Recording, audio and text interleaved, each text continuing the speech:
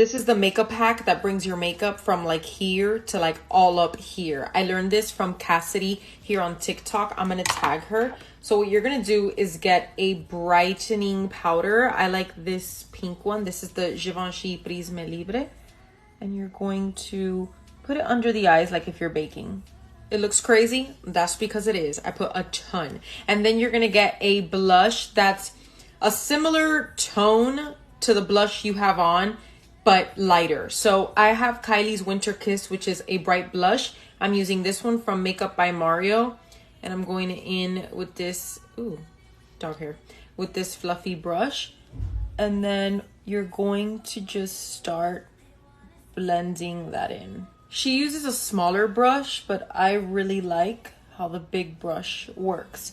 This is from the Morphe Ariel collab, by the way. And you're basically just like marrying the blush with the powder.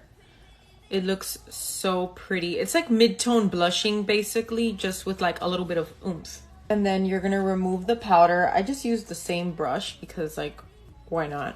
And then look how pretty. Look at what my blush looks like. It looks so gradient, seamless. I love this hack so much.